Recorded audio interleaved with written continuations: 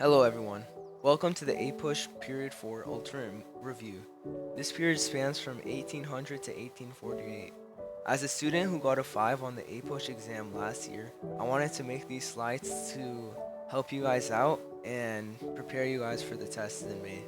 So make sure you guys subscribe to the channel as I will be making period reviews for every single unit. So let's just dive into it. So the big ideas of this period is the Jefferson and his revolution of 1800 because it marks a peaceful transfer of power to Democratic Republicans. Additionally, at the end of the period, you have the end of the Mexican-American War and an era of politics begins. So some of the themes include the expansion of democracy and the common man, the market revolution, which transforms economy and society, reform movements, which include abolition, women's rights, and temperance, rise of sectionalism over slavery and expansion, Jeffersonian democracy. So some of the core principles include the strict interpretation of the Constitution, a belief in agrarianism, which was basically like the U.S. economy should be full of a bunch of farmers, and they should sustain the economy independently. And this restart. Jeffersonian democracy. So some of the core principles of Jeffersonian democracy include the strict interpretation of the Constitution, the belief in agrarianism, which was the U.S. economy should be based on independent farmers, the limit on federal power and an emphasis on states' rights, an expansion of white male suffrage, and an opposition to special privileges.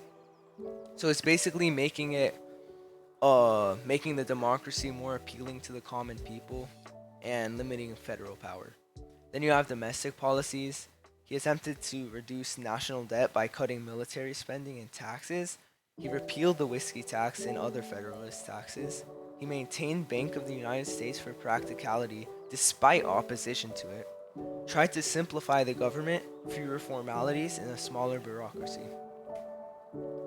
So to continue on with that, we have territorial expansion. So the Louisiana Purchase in 1803, it doubled the U.S. territory by securing the Mississippi River in New Orleans. It was an overextension of federal power, but Jefferson used the expansion of the agrarian economy as an excuse. So basically what that means is in the Constitution, it doesn't say that the president could allow for purchase of territory. And when he did that, he basically violated his strict constructionist ideals. But in the end, he just used the agrarianist lifestyle to kind of justify this.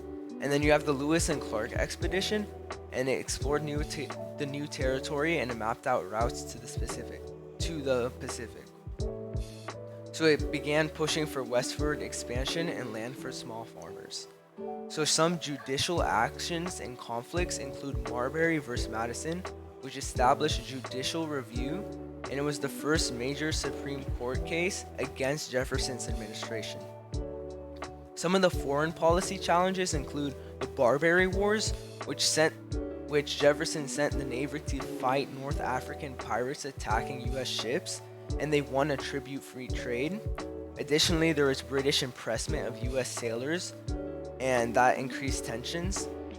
Then you have the Embargo Act of 1807, stopped all U.S. exports to pressure Britain and France during the Napoleonic Wars. This backfired and led to an economic disaster in New England. You have the War of 1812. This is a huge point in American history. So I'll just go over some of the causes and the events. So the causes include the British impressment of U.S. sailors, which we talked about in the previous slide, the interference with U.S. trade, the British support for native resistance in the Northwest. So basically, that Britain was supporting native resistance against settlers who were trying to move into the West. And then you have some of the war hawks that basically pushed for this war. So war hawks were basically people in the government who wanted to go to war and just, they were very passionate and, they just wanted to go to war. And then you have key events. So there's the Battle of New Orleans. And Andrew Jackson's victory basically happened after peace signed. And then you have the Treaty of Ghent, and this restored pre-war borders. And it basically, so this war there was no clear winner, but it boosted nationalism. As a result, many of the Americans, they fought in this war. And after this so-called victory, even though it wasn't fully declared, there was a big rise of nationalism, which just means like you have passion for your country and you're very patriotic. So then you have the Federalist Party, and this collapsed after the Hartford Convention. So basically, before the War of 1812, the Federalist Party really opposed going into this war. But the Democratic Republicans did. So after the war, when they so-called won, the Federalists just collapsed. And then after this, an era of good feelings begins, which was basically an era with only one political party. So the era of good feelings. So this was a one-party rule. Democratic Republicans dominated politics. Nationalism was at a high point after the War of 1812. Now here we get into the era of good feelings. So the first major thing you have to know is the American system. This was basically like a system devised by Henry Clay, and there was three main ideas. First, you have protective tariffs to support the industry in the US. You have a national bank to stabilize, currency and just stabilize the economy.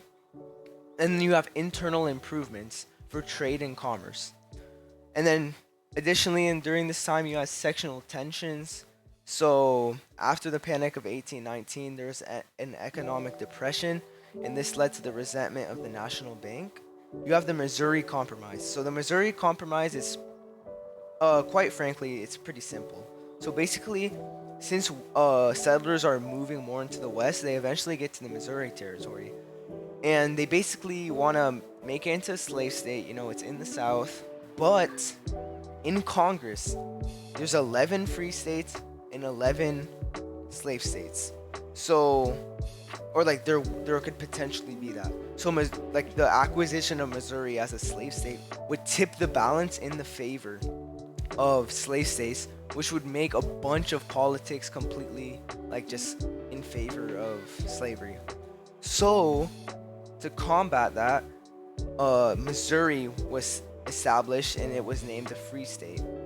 And the 3630 parallel line divides future free/slave state territories in the future. So this compromise basically kept balance of free state and slave state in Congress. You have the Age of Jackson. So there was the corrupt bargain, and this refers to a specific accusation made during the 1824 U.S. presidential election, where Andrew Jackson and his supporters claimed that John Quincy Adams and Henry Clay conspired to make Adams president, despite Jackson winning the most electoral votes. After this, Jackson and his supporters, they planned their next election and won by a mile. So when he won, he started an era of Jacksonian democracy. So he expanded suffrage to all white men, no property requirement. He was a champion of the common man. He was anti-elite. Then you have the spoil system. So he rewarded political supporters. So if you were a political supporter of Andrew Jackson, there was a way of getting you into the government, getting you a job just by supporting him. Then you have some major policies, which include the Indian Removal Act, which led to the Trail of Tears.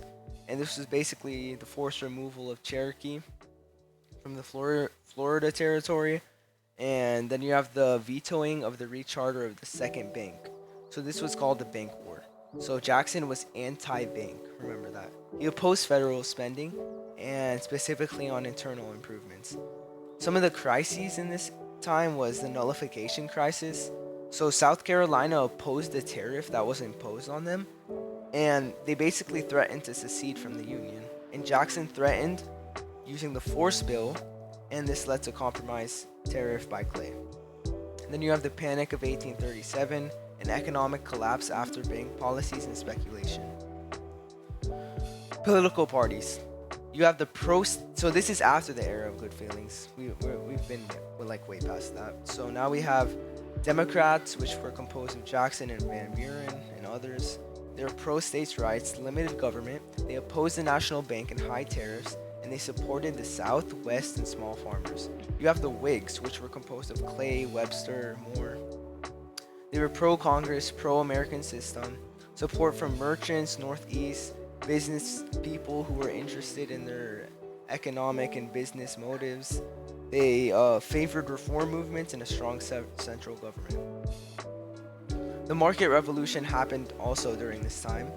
And first, you have the transportation revolution, such as roads, canals, specifically the Erie Canal, steamboats, railroads, and they connected the regions and expanded markets. You have the Industrial Revolution, which were textile mills. You have the Lowell system, which were young women who worked, and they basically got wages and all that. You have interchangeable parts by Eli Whitney. So this was basically, instead of remaking a weapon or an item from the scratch or the start, you could actually just make one piece of that item a bunch of times. So right when it breaks, you just replace it. So that it was just a lot more efficient and improve the economy a lot. Like a lot of unskilled workers could get hired to work with interchangeable parts and just repeat the same task the whole day. And this led to the growth of factories in the Northeast. You have agricultural advances such as the cotton gin, which led to a cotton boom and slavery expansion. You have the steel plow, mechanical reaper, and these all increase productivity. Then you have the effects. So this led to the rise of wage labor in the middle class. There was a lot of urban growth and immigration, specifically from Ireland and Germany. Then you have regional specialization.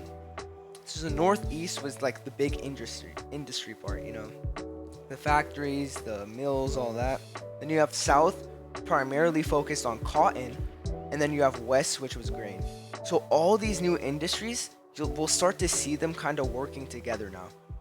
The South is making so much more cotton. They're sending that up to the North, who's making a lot more clothes, fabrics, all of that. So it's kind of like the market revolution basically connected all the different regions economically. Reform movements, so you have the Second Great Awakening. It was a religious revival, personal salvation, perfectionism. It was led by Charles Finney and others, and it inspired social reform movements because of its values of morality, individualism, success, and unity.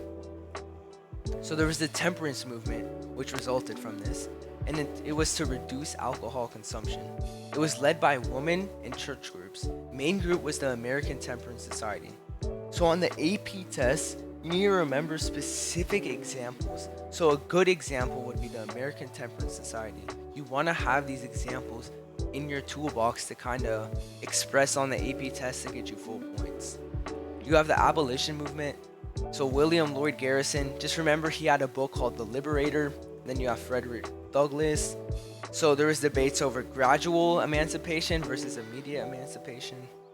You have the American Anti-Slavery Society by Garrison. Also at the end of the period, you have the Seneca Falls Convention, and it was the first kind of reform in women's rights. There was the Declaration of Sentiments, which was kind of like the Declaration of Independence, but for women grievances. And there was Elizabeth Cady Stanton, who was one of the leaders. Westward expansion and sectionalism. There was an expansion. Louisiana Purchase already doubled size. Settlers were moving west. The Indian removal cleared land for white settlement. Manifest destiny ideas emerged. So manifest destiny is just the idea that we have to conquer all of North America, and it's our destiny to kind of settle in these lands and establish ourselves there. And then you have sectional issues, so the Missouri Compromise line, it was an early attempt to balance slavery issue. And then you have the debate over expansion of slavery into new territories. So foreign policy included, the Monroe Doctrine, and this warned Europe not to colonize in Americas. It said U.S. would not interfere in European affairs, but Europe cannot interfere into the Western Hemisphere. And, U.S. wanted to influence that area, so they were growing. You have trade and diplomacy, so there's opening of trade with Asia, continued negotiation of borders, such as the Adams-Onis Treaty, and it kind of acquired the borders for Florida and from Spain. And then you have conflict and removal. The Tecumseh Confederacy resisted expansion, the War of 1812.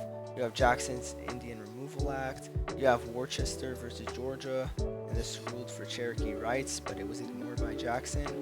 and you have the Trail of Tears. So thousands have died during this forced relocation.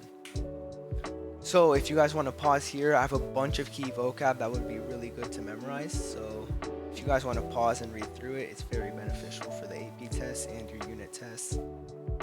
Then you kind of want to start thinking about these. These are key historical thinking skills. Get your mind thinking about, the different cause and effect scenarios, the continuity, the effects. So if you guys want to pause here, I think it'd be very beneficial. So other than that, thank you guys for watching till the end. If you guys enjoyed the video, make sure to like and subscribe and tell your friends about this. I'm trying to make this a big thing, and keep tuned for future videos. I'll be making Unit 5, Unit 6, Unit 7, Unit 8, Unit 9, and then at the end you can rewatch them, study for your AP test. So if you want to get a 5, stay tuned to the channel, and I'll see you guys later. Thank you. Bye.